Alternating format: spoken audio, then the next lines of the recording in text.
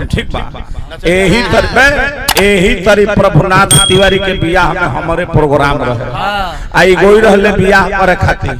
आ बाबा कैसे रोरा बैठल बनी यही तरी इनकर जे बियाहवा करावत रहले पंडित जी वही तरी बैठल रहले आ धोतिया नीचे हो गए रहे आ पंडित जी के छेनिया हथौरिया बहरी निकल गए रहे छेनिया हथौरिया बहरी निकल गए रहे आई एगो इनकर साली बियाह आतना बढ़िया गीत गावे इनकर सलिया गौलस कि भीतर के सामान पंडित जी देता बहरी देखाई जी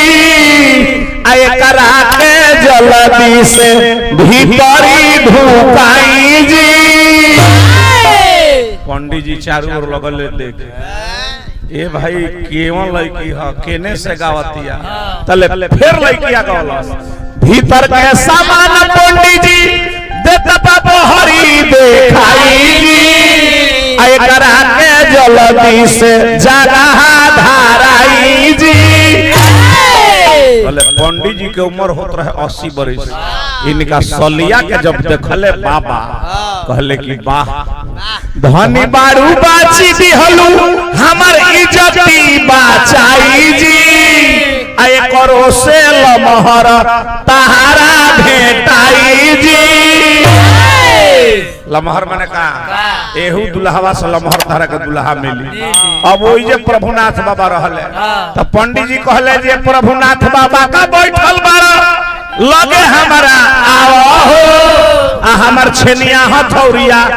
अपना हाथे सरिया आवा चाहे हाथे से सरिया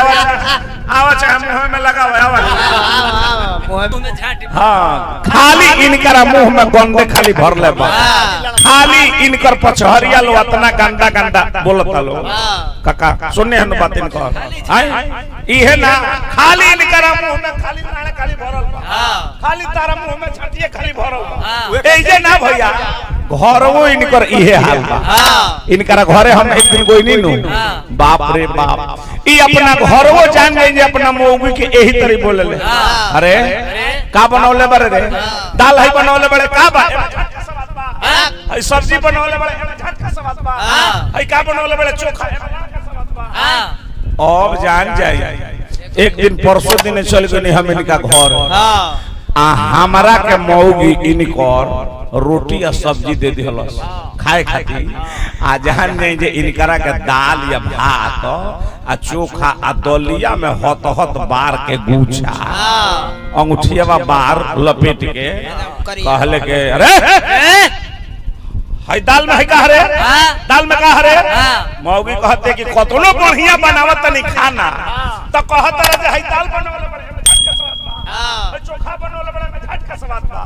ऐसे बड़ा उहे छील के डाल देल तने उहे खो ओकरे स्वाद ले भोजपुरी के तू हंस हंस तू कर ले हला ए बाबा तू सीख अब बताओ है एगो लड़का इनका का सिखावत हां बाबा सिखा दो कान में टले इनका कान में टले बुद्धि